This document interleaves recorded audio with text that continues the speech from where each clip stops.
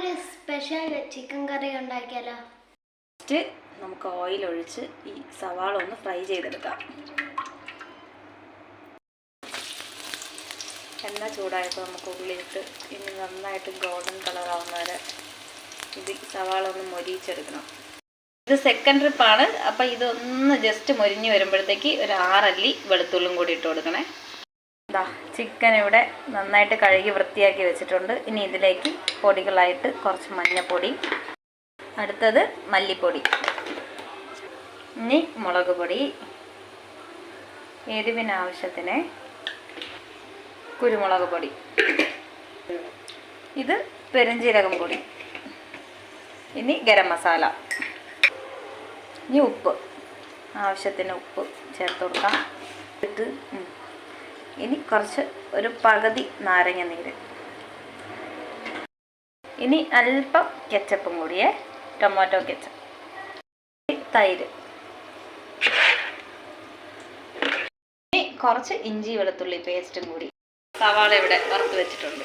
ഈ ഫസ്റ്റ് 2 ട്രിപ്പായിട്ട് വറുത്തില്ലേ, അതിൽ first trip വറുത്തതും കൂടി ചേർത്ത് നന്നായിട്ട് മിക്സ് ചെയ്ത് വെക്കാം.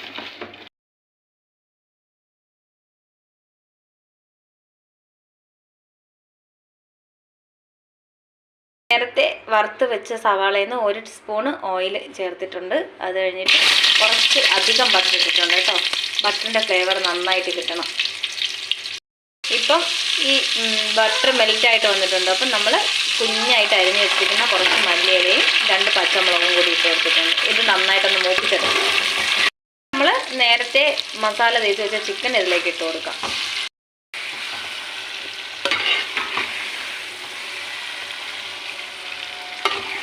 ഒരു മീഡിയം ഫ്ലെയിമിൽ ഒരു 5-10 മിനിറ്റ് അടച്ചു വയ്ക്കാം. ഇനി കുറച്ച് ഗ്രേവിക്ക് വേണ്ടിയിട്ട് നല്ല തിളച്ച വെള്ളം ഇതിലേക്ക് ഒഴിച്ച് കൊടുക്കാം. ഇത് 2ാം ഘട്ടം വറുത്തെടുത്ത സവാളയാണ്. അപ്പം അതിലേക്ക് സവാളയും വെളുത്തുള്ളിയുണ്ട്.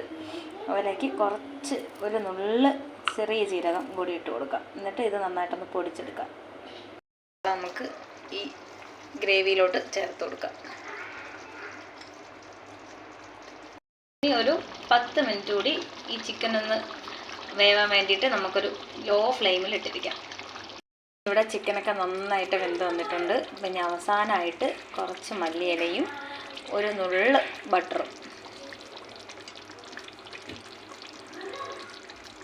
സ്പെഷ്യൽ ചിക്കൻ കറി റെഡി.